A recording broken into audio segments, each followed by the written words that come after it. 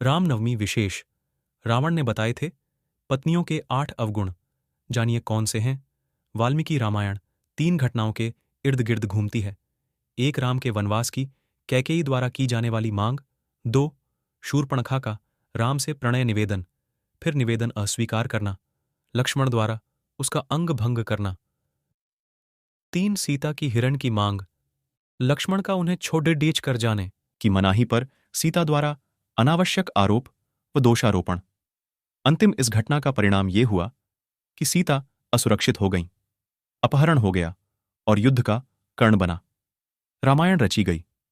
वास्तव में ये घटनाएं बताती हैं कि जीवन सुखद ढंग से निर्वाह किया जा सकता है यदि स्त्रियों में ये दुर्गुण न होते व वे स्वभाव से चंचल न होतीं।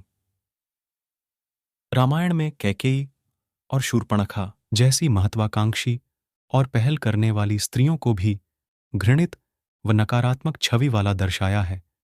वहीं गोस्वामी तुलसीदास की रामचरितमानस के दोहे के अनुसार सीता को वन से हरण कर ले जाने के बाद रावण उन्हें लंका ले गया। जब श्री राम को सीता जी के लंका होने के बारे में पता चला तो उन्होंने लंका पहुंचने का प्रयास किया और अंत में वे अपनी वानर सेना के साथ लंका पहुंचने में सफल हुए।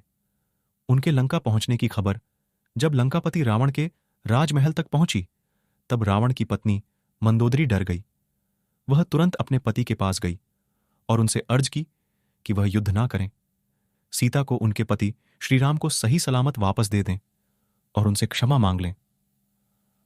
अपनी पत्नी की बात सुनने के बाद रावण ने उसे पत्नियों के 8 अवगुणों के बारे में बताया। नारी स्वभाव सत्य सब कहीं, अवगुण 8 सदा उर रहहीं, साहस अनृत चपलताता माया, भय अविवेक असौच अदाया। साहस, रावण ने कहा था कि महिलाएं साहसी तो होती हैं लेकिन अक्सर अपने बल का प्रयोग वो गलत जगह करती हैं। रामचरितमानस में वर्णित दोहे के अनुसार पत्नियों में जो पहला अवगुण पाया जाता है वह है बहुत ज्यादा साहस होना। साह होना अच्छी बात है, लेकिन रावण के अनुसार स्त्रियां अपने साहस का अमूमन गलत जगह इस्तेमाल कर लेती हैं। जैसे ही उन्हें अपने से या जैसी वे परिस्थिति की अपेक्षा करती हैं उससे प्रतिकूल कुछ दिखाई दे तो वे उसे बदलने के लिए साहस के साथ आगे बढ़ती हैं। वे ये नहीं समझ पाती कि उनके द्वारा दिखाया गया साहस सही है या नहीं। झूठ, स्त्रियां अक्सर झूठ बोलती हैं क्योंकि वो कोमल हृदय वाली होती हैं, जो कि अक्सर अपनों की बातें छुपाने के लिए झूठ बोल देती हैं और बुराई का कारण बनती हैं। रावण के अनुसार पत्नियों में जो दूसरा अवगुण देखने को मिलता है वह है उनकी निरंतर झूठ बोलने की आदत। ऐसा नहीं है कि वे पल पल झूठ बोलती हैं, लेकिन वे बातों को छिपाने के लिए अक्सर झूठ का सहारा ले लेती हैं। यह सत्य है।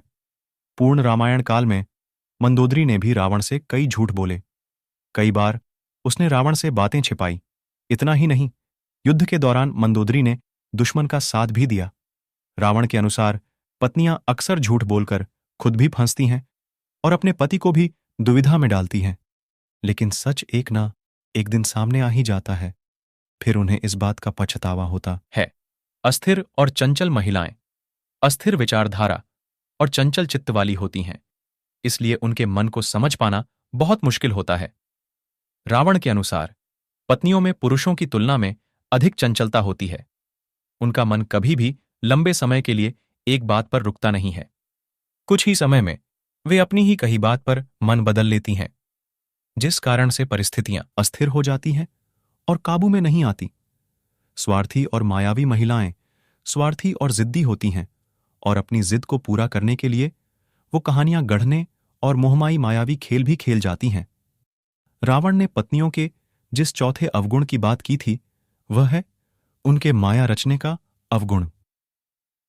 उसके अनुसार यह स्त्रियों की एक कला है। वे जानती हैं कि किस समय क्या करना है ताकि परिस्थिति उनके अनुकूल हो। रावण के अनुसार स्त्रियां अपने खुद के स्वार्थों को पूरा करने के लिए कई प्रकार की माया रचती हैं। दुनिया उनकी इस माया से बेखबर होती है। अपना काम सिद्ध कराने के लिए महिलाएं क्या क्या करती हैं, इसकी भी चर्चा की है लंकापति रावण ने।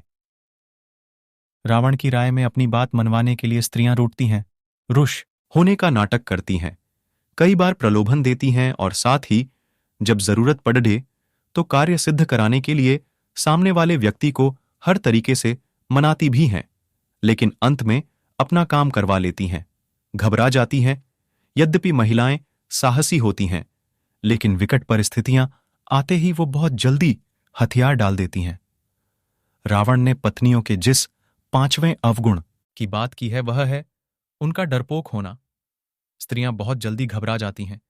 परिस्थिति में यदि वे अचानक बदलाव देख लें तो डर जाती हैं कि आगे क्या होगा। मंदोदरी ने भी कुछ ऐसा ही बर्ताव किया।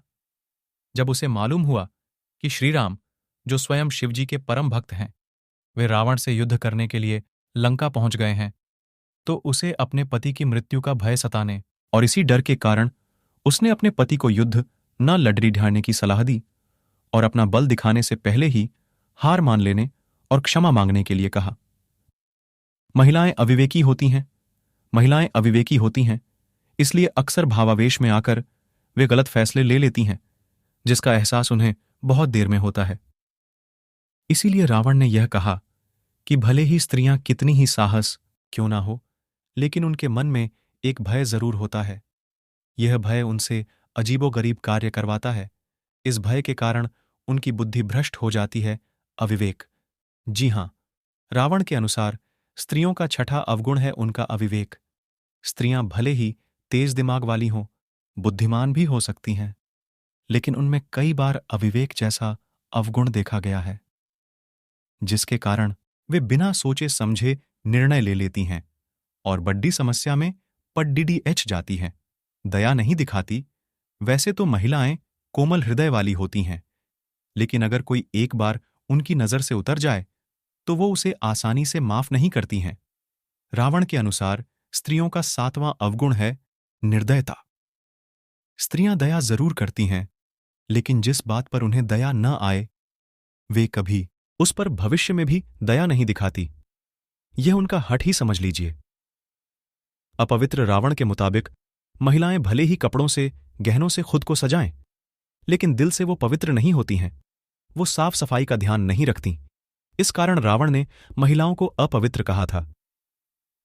अपवित्रता, माफ कीजिएगा, आपको इस बात पर सच में बुरा लग रहा होगा, लेकिन रावण के अनुसार महिलाएं अपवित्र होती हैं। उनमें मन की साफ सफाई का अभाव होता है। परंतु ये सब उन दिनों की परिस्थितियों व सामाजिक संरचनाओं के आधार पर रचा गया था। परंतु अब मान्यताएं बदल चुकी हैं, समाज बदल चुका है। अब समय है स्पष्ट रूप से नए समाज और मान्यताओं को समय के द्वारा महिलाओं की संपूर्ण एक तस्वीर बदलने के लिए नए औजारों के निर्माण का वर्तमान में इस बदलाव की सख्त आवश्यकता है। वीडियो को लाइक करके चैनल को सब्सक्राइब करना बिल्कुल ही ना भूले। वीडियो देखने के लिए धन्यवाद।